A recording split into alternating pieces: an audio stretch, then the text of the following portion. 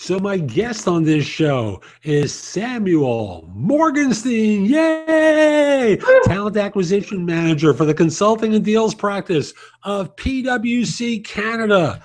Samuel, welcome to Job Search Radio. Great to have you on. Thanks, Jeff. It's good to be here. Terrific. So what's this? You're a sourcing guy from PwC Canada. What do they need sourcing people for? Yeah, good question. So maybe we should talk about what PwC does, because I think a lot of people have no clue. And when I talk to people and I say, I work for PwC, they're like, oh yeah, right, the accounting firm, which is actually probably a very small component of what PwC is. And in the 2.5 years that I've been with PwC, I haven't looked for one accounting person. So I work within, I know, it's funny, I work within the consulting and deals practice, and essentially PwC is in the business of business. They consult on whatever business needs are out there, whether it's mergers and acquisitions or debt advisory or restructuring, any permutation of what it takes to run business, PwC will consult on. So for instance, right now, I'm helping us build out a telecom practice of people who are gonna help telecom companies transition to an online social media focused world. So what I do, I'm not your typical recruiter. I'm brought in when there's a particularly difficult to fill role across Canada, and the traditional methods of posting a role and waiting for a candidate to apply does not work. So I'm brought in to figure out a creative solution. I use networking, I use social media to find the person that can't be found. Cool. So what you're doing, well, it's part of what I do for a living.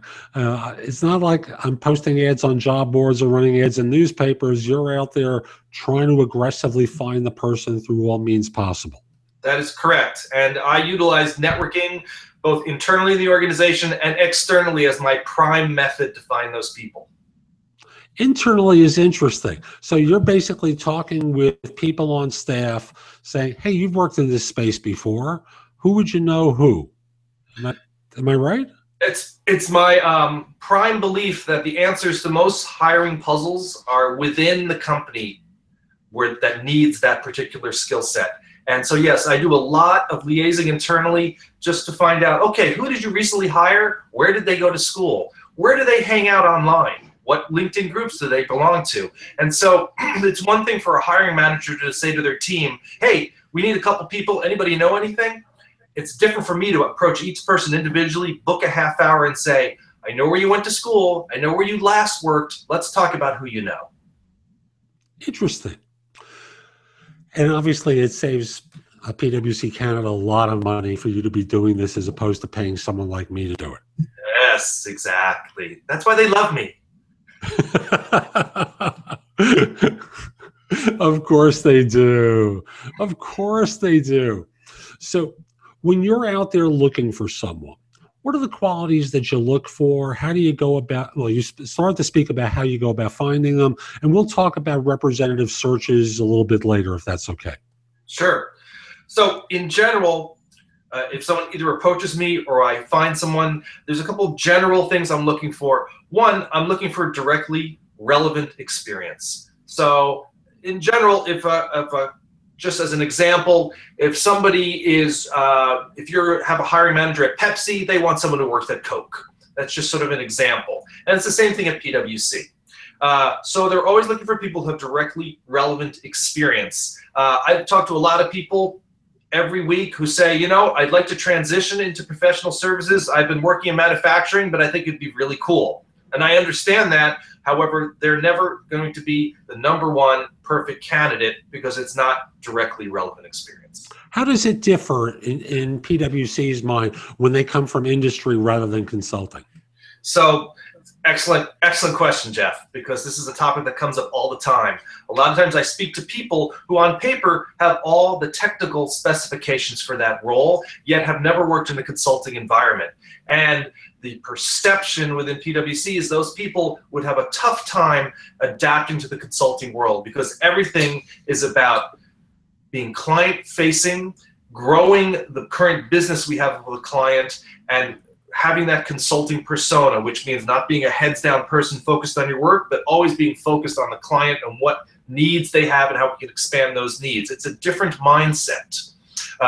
And though I do meet people who can make that transition, in general, it's a longer ramp-up time, and it takes a longer amount of training and a commitment by PwC to get those people ramped up. So it is rare for PwC to say, we're going to make that effort and that commitment to this person to get them ramped up. It's a great question. It's interesting. One of my clients once said to me, often these people are very good at what their current firm does. Yeah. And they know how that one firm does things, but they don't have the broader perspective of having experienced it in multiple places. And concurrently, no one wants a job hopper. And consulting allows people to change jobs without changing jobs.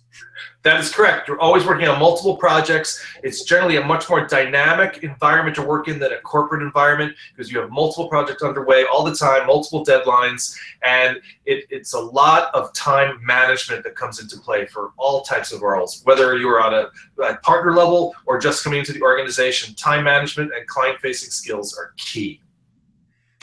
Super. And I want to come back to and pick up on that in just a moment, but I first want to offer my job search insider tip for this show, which comes from an article a friend of mine named Alain Hunkins wrote for LinkedIn last week. And I've known Alain for probably 20 years, and I think he nailed something where he was talking about it from the standpoint of public speaking, but I think it's very true for interviewing. Alain spoke about getting past the ugly. And that is, in rehearsing for a speech, often people will practice in front of the cat or dog or practice in front of the mirror, and they get just good enough to be bad. And then they go, it's good enough. And they push it aside and they think it's good, and it isn't. In point of fact, the same thing is true with job hunters. Even if you think you've practiced, you haven't practiced enough to the point where it's second nature to you. And the only way that you learn how mediocre you are is by the number of times that you're going to be rejected and then hit yourself in the head because you missed an opportunity because you weren't well rehearsed. So my encouragement to you folks is get past the ugly. Get past the point where you're just mediocre in your presentation and really strive for excellence, because otherwise you're going to learn the hard way how bad you really are. And you're going to miss out on opportunities that you really want to have. And do you really want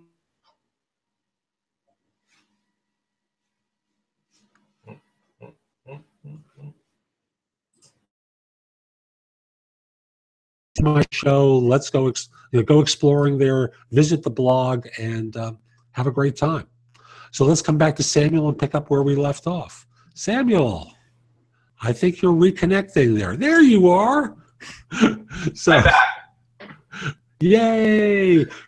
Folks, if you're listening as a podcast later on, Samuel disappeared from my screen, so I couldn't see him. I got worried for a minute. I lost him. So you're looking at client-facing skills. How do you evaluate for client-facing skills? What sort of things are you simply looking for to measure that, other than they can speak the language? Right.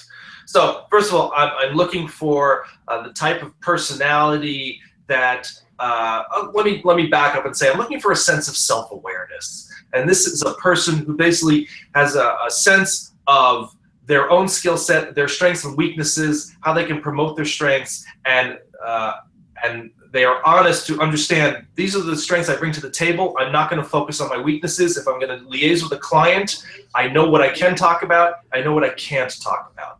So I know when I'm speaking to a candidate who really doesn't have skills in an area and is trying to convince me that he does. So I can tell that. I'm looking for someone who has the sense to tell me, Samuel, these are my skill sets. This is where I'm strongest. This is where I'm weakest. This is where I think I would be best for PwC. Interesting. And it sounds like you have what I refer to as a well-refined BS detector. Yeah, that's another way of putting it. And no one in consulting, you don't want to put someone in front of a client and the client is going to smell BS, because that impacts the firm and its reputation. Exactly. So I would prefer, when I speak to a candidate, that they're completely honest with me and say, Samuel, this is what I have, this is what I don't have. And I can say, great, Now, if I'm going to present that candidate to a hiring manager, I could say, this is what he has, this is what he doesn't have. What do you think? Should we move forward with an interview? If everyone is honest, even if you don't have all the skill sets for a role, even if you're not a perfect candidate, if you're honest, a lot of time you will move forward anyway. Because at the end of the day, it may be good enough. That's correct. Often what I tell people is that there are two dirty words in interviewing. Only, such as I've only done this or I've only done that, and light, which basically says I have no capability of answering any questions on this subject. Can we talk about something else, please? And I always tell people, tell them what you know and what you've done. If it's sufficient, great. If it isn't, that's okay too. Correct. But only light, just basically say, let's talk about something else, please. Yes, 100%. 100%. I agree. Cool. So you're starting to interview, and you talked about some of these soft skills that in your line of work aren't so soft. They're actually hard skills for your firm. And people must have them in order to be possible successes at PwC and with the clients. So what's the difference in how you assess an associate versus partner? And maybe we could start at the associate and do the gradients up from there. Wow, that's a really good question, Jeff. I'm pretty good at this. I can tell. I believe you're going to be show number 100. So 100 interviews I've done.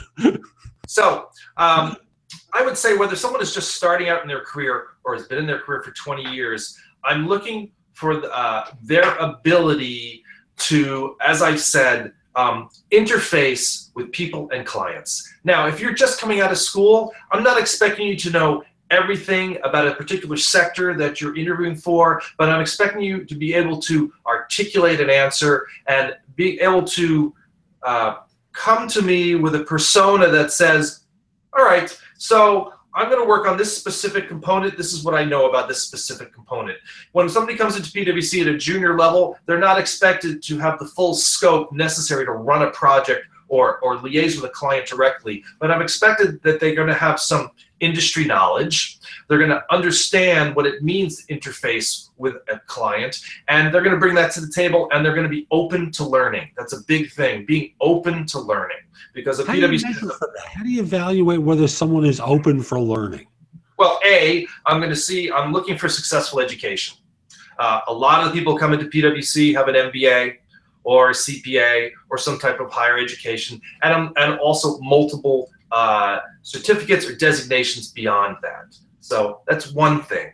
Two, I'm looking for a knowledge of what else they could do to educate themselves. So for instance, I may talk to someone and say, okay, so we're looking for someone in this particular practice, and what are your thoughts about growth in this practice? What's your growth plan? And if someone says, well, I know that this particular designation and this particular designation exists, and that's something I would like to get down the road. So I know there's an awareness of growth and awareness of education. A lot of times I talk to people and I say, so this role requires this designation. You don't have it. We're thinking about getting it. And if they say to me, actually, I've never heard of that designation, then that's a flag to me that this person is not as aware of what's going on in that particular sector, right? So it's an awareness, not only of what they've done, but what they are capable of doing and what they know about the sector they're interviewing for. So at a junior level, that's what I look for. As we rise up through the chain, I'm looking for more and more direct, relevant experience. But again, I'm always looking for direct learning and the ability to learn. When I get to the partner level, and right now I'm interviewing for that type of role within our telecom consulting practice, I'm looking for subject matter experts. And if I go on the internet and I search for that person, I see that they have papers posted on LinkedIn. They maybe have a social media blog about that particular topic. I'm looking for people who are innovators, who are market disruptors, who are thinking about the market they're in all the time, and their subject matter expertise is relevant and obvious. It's funny you mentioned the blogs. I had a friend who was with one of the banks for many years and was eventually hired as a partner at the old Coopers. And the way I promoted him, the way I encouraged him to do the career development, since he was an industry guy, but well regarded in industry, I suggested he go on the public speaking tour and speak at conferences and promote himself and do the writing. And this is the pre-blog days.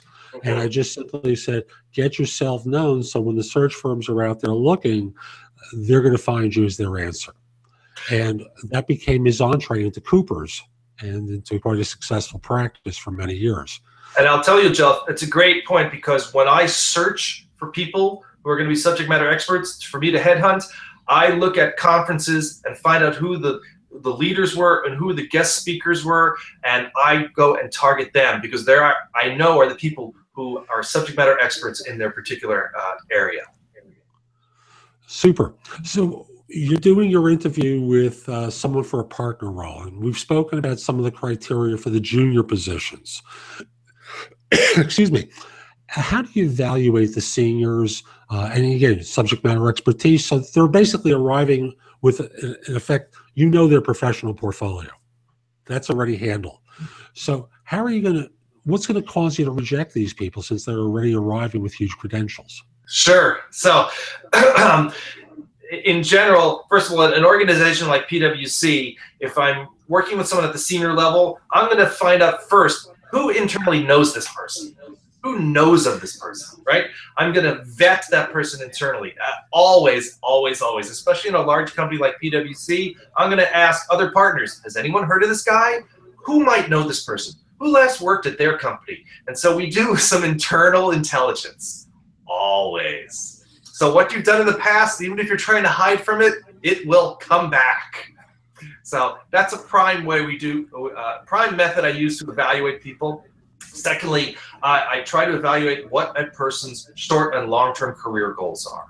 Because in general, when someone's coming in at a partner level, a very senior level, we're looking for a long-term commitment. This person is going to be leading a practice. They are going to be growing that particular business. And so we're looking for long-term commitment. So a lot of times, for instance, I may have someone who's been a self-employed consultant for 20 years, and now they've decided, you know, I'm going to slow down a bit. I'll take a permanent opportunity so I don't have to go out and find my own clients. You know, PwC sounds good.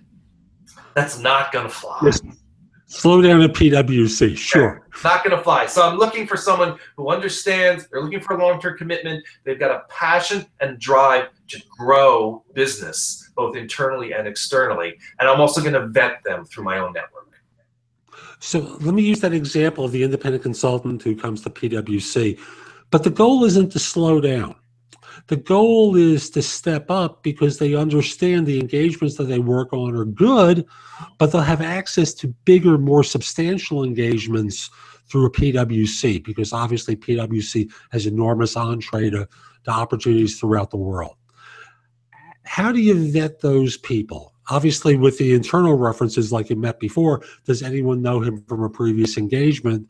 Or how was she on that previous engagement that you worked on? What else do you do to measure those people to see if by some miracle chance they are right for the organization? Right. So another way I measure that type of person is their ability to work with multiple teams and complex teams. Because generally, if a person has been an independent consultant for many years, they might have been, you know, that lone cowboy coming in, saving the day, and leaving. But at PwC, no good, no good. It doesn't necessarily work that way. In fact, PwC is a very complex matrix environment. You're going to be liaising with many different teams on projects that could last for a very long time. So I'm going to try to dive down, A, to determine if they've ever worked in that type of team group environment, and B, I'm going to find out if I can find anyone who knows them from when they worked in that environment. Because a lot of times I find at a senior level, it's a major adjustment for them to come in and say, okay, this is your client, but you're going to be liaising with this other 15 people to succeed, and we need to work together. So I need to determine if A, if they're open to that, B, do they have any experience with that, and C, can anyone verify that experience? You wouldn't hire them probably at a partner level. You might hire them at a step or two down. And thus compensation often comes into question because they may be used to the independent consulting rate of $150, $200 an hour. PwC isn't going to pay them $300,000 to $400,000 a year. They're going to price out in your organization 150, 175 on a base. And I'm thinking US dollars. I don't know what the currency might translate in your wage structure. Am I right about this, or am I missing? You're 100% correct. So compensation is definitely a factor, and it's an issue I talk about in my very first conversations with candidates. I don't like to waste anyone's time, and I say that to candidates. I say, let's talk about this right now to make sure I don't take you down a road you don't want to go down. So we talk about compensation. In general, the person who is a successful candidate is the one who says, I understand that PwC pays less. I'm coming into this environment, A, for the cachet of that name on my resume, and B, because I'm going to have access to the size and scope of projects I couldn't have access to before. So they come in and they understand they're working with a very high level of colleague, and they're working on very complex projects. If I see that attitude and the openness to that, then I understand we can have a conversation. But if the first and prime topic of our conversation is compensation, then I know that candidate is not going to fly. Right. Because money is not going to be the reason that they ultimately join. Right. It can't be. They're used to making much more. That's correct. And ultimately, that comes back to my issue of self-awareness. The self-aware candidate will already have done his research on what the compensation levels are at PwC, and he'll understand what he's getting involved with. Makes perfect sense. Hey, Samuel, I got to ask you one final question. What haven't I asked you about that my audience really needs to hear that I haven't asked you about up until this point? What last points would you like to share? I guess I would like to share, I want to talk about the concept of honesty, because I think this is huge. And even if you're starting out in your career or at your top levels of your career, honesty is what I look for. And if you have an honest, open conversation with that recruiter at the first level, you'll find that you're going to save a lot of pain down the road.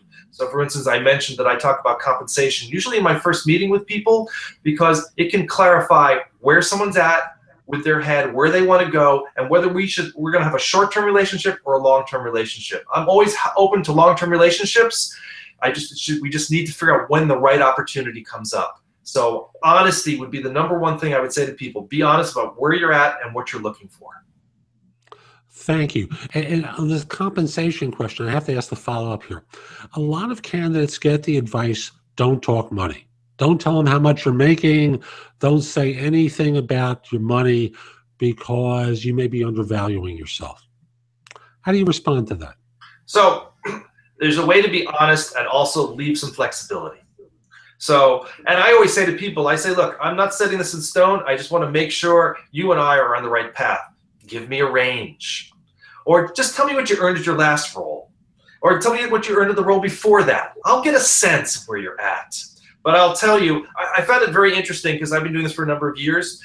The people at the very top of the chain, they never have an issue with compensation. They say, Samuel, I was earning this is pay, this is my bonus, this is the car, this is my vacation. They tell me everything right up at the top. It's always people who are beginning or mid-management who feel that they can't tell me exactly what's going on. But in fact, if you do tell me exactly what's going on, I can go to bat for you to get you the best package possible.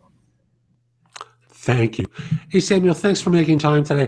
How can people reach out to you, find out more about what you do, find out more about PwC Canada?